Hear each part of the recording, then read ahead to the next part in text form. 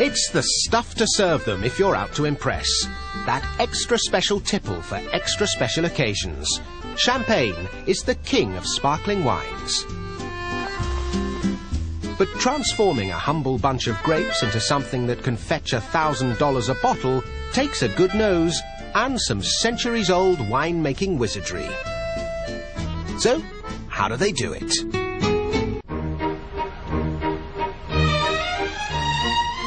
The name Champagne comes from the region in northeast France where it's made. White wine can be as bubbly and as tasty as it likes, but if it doesn't come from these 33,500 hectares of vineyards, it's not champagne.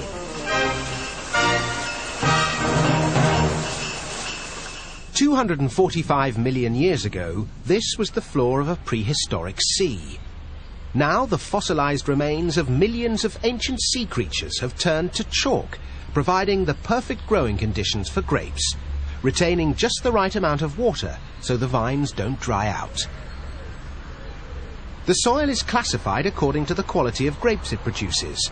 The very best soil is classed as Grand Cru. When it comes to the finest champagne, these little things matter. Champagne can be made from just 3 principal varieties of grape: Pinot Noir, Pinot Meunier and Chardonnay. That's 2 varieties of red grape and 1 white. Of course, not everybody likes their champagne pink. But that's not a problem, because inside the dark grape skins is white juice. Sadly nowadays, the grapes are not crushed by the delicate feet of lissom French maids, but in this shiny industrial press.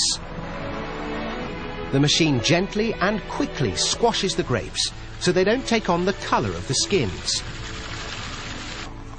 That's the colour taken care of, but getting the taste right is a much bigger challenge. The Piper Heidsieck winery might be all spotless stainless steel today, but the method for making champagne goes back almost 300 years. The juice from different grape varieties and different villages, each with its own unique flavours, goes into individual stainless steel fermentation vats. They add yeast, which slowly reacts with the sugar in the grapes to produce alcohol.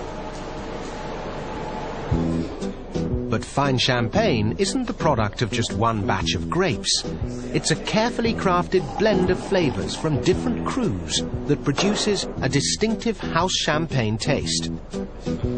Over the 6 months in the vats, when the wine is alcoholic but still flat, the super-sensitive noses get to work, choosing which crus to mix with what.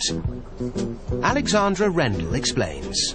Throughout 6 months, they're going to be tasting every single wine. They have to select a certain number that together, in different proportions, needs to have exactly the same taste as the one the consumer today is tasting.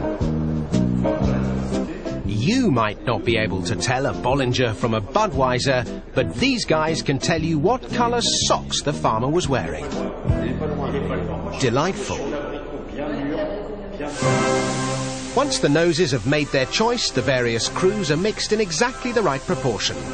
And the carefully blended cocktail is poured into 5 million bottles, and a little yeast and sugar added before the bottles are sealed. At the moment, this is just white wine. There are still no bubbles, and champagne without bubbles is like a wedding without a bride. But thanks to the yeast and sugar, a second fermentation is taking place inside the bottle. And because the bottle is sealed, the carbon dioxide can't escape. It's trapped as tiny bubbles. It takes about 3 weeks for the bubbles to form and the yeast to use up all the sugar. Then the yeast dies, but its job isn't quite finished. It's left inside the bottles for 2 years, and the sediment or lees gives the wine a complex, creamy, distinctly champagne flavour. These 18 kilometres of cellars are kept at a constant 12 degrees Celsius for this fermentation process. Once the lees have done their job, they've got to find a way to get them out without losing the sparkle. It's all in the wrist.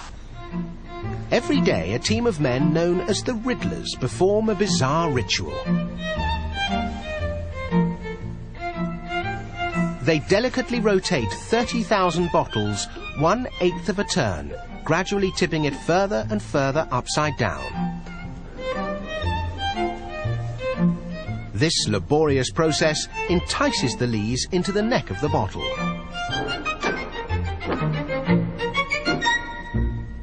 After 3 weeks of being turned very slowly, the champagne bottles are carried upside down on a kilometre-long journey. It begins with a brine bath at -27 degrees Celsius. They're plunged in head first.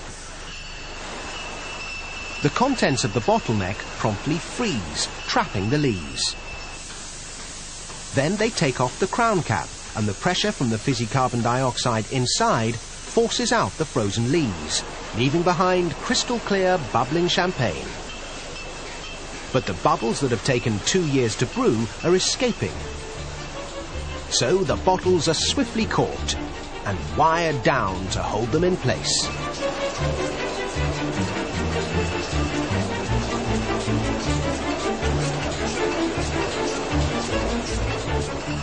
Finally, after more than 2 years of TLC, this very special wine is ready to take on the house colours.